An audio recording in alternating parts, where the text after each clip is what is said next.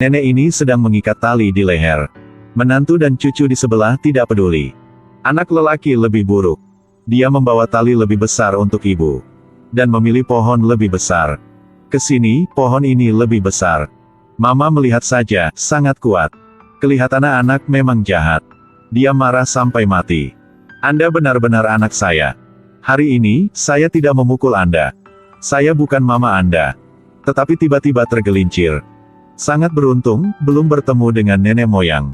Mungkin dewa kematian tidak mau menangkap dia. Sebenarnya, anak dia tidak mau dia membunuh diri. Nenek ini sakit Alzheimer. Setiap ada masalah, dia selalu membunuh diri dengan cara digantung untuk menghindari tanggung jawab. Ini adalah kali ke-999. Hari ini dia menggantung karena dia telah mencabut colokan kulkas. Membuat semua makanan rusak. Dan memotong rambut cucu pada saat dia sedang tidur. Sampai ekor anjing di rumah dia juga memotong rambut. Pada malam itu, setelah ibu dan anak sudah tidur, Duwon bekerja di luar. Pada saat siap menandatangani kontrak, tiba-tiba dia mendapat telepon dari rumah sakit. Anak perempuan dia mengalami kecelakaan. Dia berlari ke rumah sakit. Kelihatan anak luka seluruh badan. Dokter mengatakan karena anak ini dibawa ke rumah sakit terlambat. Jadi sekarang dia sangat bahaya. Duwon marah dengan ibu dan bertanya, ada telah terjadi. Sebenarnya, ketika dia baru keluar saja, ibu sudah mengantar cucu dan anjing keluar. Kemudian mereka mengalami kecelakaan. Pengemudi itu sudah berlari. Oleh karena itu nenek ini dan ekor anjing menjadi saksi. Tetapi ekor anjing tidak bisa berbicara. Mereka berharap tentang nenek. Tetapi penyakit nenek ini adalah lupa ingatan. Tidak bisa ingat apapun. Duwon langsung marah. Mengusir nenek keluar. Pada saat ini, jam dinding di pintu rumah sakit berbunyi. Nenek melihat jam dinding dan ingat sesuatu. Terus-menerus bilang pada jam 11.55 menit. Polisi yang teman Duwon setelah tahu cerita ini, cepat datang ke tempat kejadian perkara untuk menyelidiki. Tetapi sekarang sudah terlambat. Tidak bisa mencari bukti lagi. Di samping itu, karena terlalu gelap, kamera di toko kelontong sebelah tidak menunjukkan mobil yang menyebabkan kecelakaan itu. Pada hari berikutnya, Duwon bangun. Tidak melihat ibu di mana. Setelah mendapat telepon, ibu dia sedang ke kantor polisi. Dia memegang tongkat mengatakan dia akan berubah. Kemudian marah dengan mereka. Polisi tidak bisa tahan lagi. Banyak orang bergegas memeluk dia. Mencegah nenek. Pada saat ini Duwon juga sampai ke kantor polisi. Melihat mereka siap memborgol ibu, dia cepat mengambil semangkuk mie instan dari polisi sebelah. Kemudian menyesap. Kemudian dia menyemprot ke mereka. Sekarang nenek sudah berubah selesai. Sudah sukses. Mulut terus-menerus berkata pantat besar jam 11.55 menit. Tetapi semua orang tidak mengerti dia sedang bilang apa. Pada saat ini, ekor anjing juga datang ke kantor polisi untuk selamat bos. Setelah dia tahu dia terlambat, langsung beristirahat sebentar. Oleh karena itu, kantor polisi ini harus membuang banyak kertas. Setelah kembali rumah sakit, anak dia sudah bangun. Apalagi, dia menggambarkan bentuk mobil yang menabrak dia. Duwon sangat senang, cepat menelpon untuk teman polisi. Dan membeli jam tangan pencari yang anak suka. Kemudian kembali rumah sakit. Dan mendapat kabar buruk. Ibu sudah melepas tabung oksigen anak. Membuat anak jatuh koma. Duwon sangat sedih dan marah. Pulang rumah dan membuang semua pakaian ibu. Mau memutuskan hubungan dengan ibu. Kita memutuskan hubungan saja. Saya bukan anak Anda dan Anda juga bukan ibu saya. Pergilah. Tiba-tiba hujan deras. Nenek berdiri di bawah hujan. Dia ingat pada saat anak lelaki masih kecil dan luka. Dan berkata kalau bisa makan ceri, dia tidak sakit lagi. Oleh karena itu, dia memetik ceri di tengah hujan. Dan membawa ke rumah sakit. Dia memikir cucu adalah anak lelaki. Terus-menerus mohon maaf. Sayang, Mama minta maaf. Anda bisa memaafkan Mama. Kemudian dia langsung pingsan. Sangat beruntung, dia demam saja karena berdiri lama di hujan. Dan tidak sakit apalagi. Pada saat ini, anak sudah bangun. Dan menangis.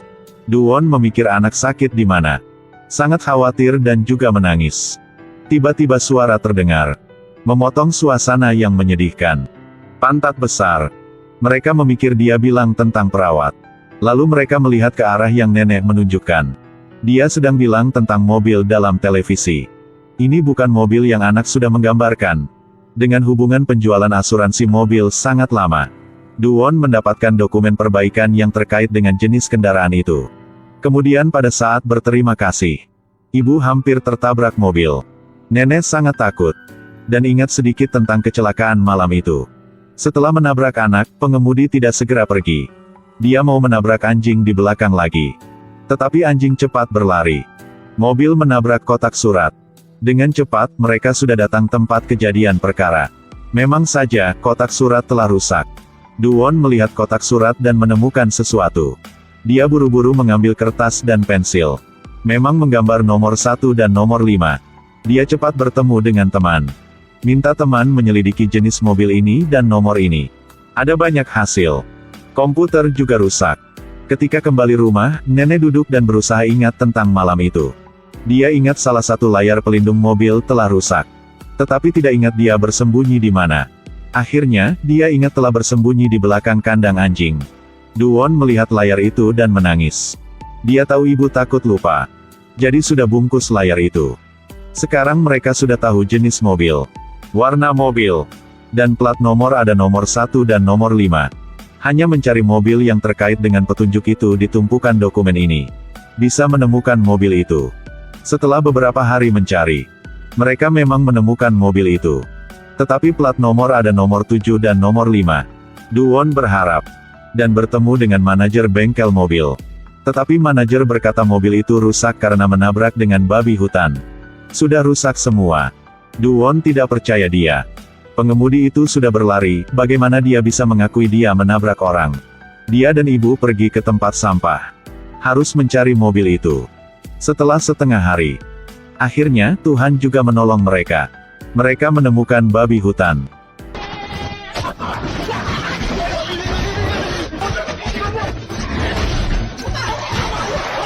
Mungkin cara ini tidak bisa. Masih berharap dengan ibu. Oleh karena itu, Duwon mengantar ibu ke dokter. Tetapi dokter juga tidak ada cara. Kemudian dia memberi kartu bisnis seorang ahli hipnotis. Duwon menelpon untuk mereka. Ahli itu berkata sangat sibuk, harus menunggu sampai akhir tahun. Hal ini memang sulit. Mungkin pada waktu itu, ibu sudah bertemu dengan nenek moyang. Hanya hipnose saja. Belum makan daging babi, belum melihat babi berlari. Oh tadi pagi, mereka sudah melihat babi lari. Oleh karena itu, dia hipnose ibu sendiri. Kemudian ibu langsung tidur. Dia mimpi tentang pada Duwon masih kecil. Pada saat itu, tangan kiri Duwon ada 6 jari tangan. Membuat ayah dia sangat malu. Oleh karena itu dia sangat jahat. Mau memopoting 1 jari tangan Duwon. Sangat beruntung ibu pulang. Jadi dia masih aman. Setelah dia mendengar suami bermarah dan bilang anak adalah monster, dia langsung memotong jari tangan ke-6 itu. Nenek terkejut dan bangun. Dia buru-buru lari ke jalan raya. Seperti dia melihat Duwon saat kecil. Dan melihat dia ditabrak mobil. Hal ini membuat dia ingat semua cerita dalam malam itu. Dia langsung cerita semua dan menunjukkan arah mobil itu berlari untuk Duwon.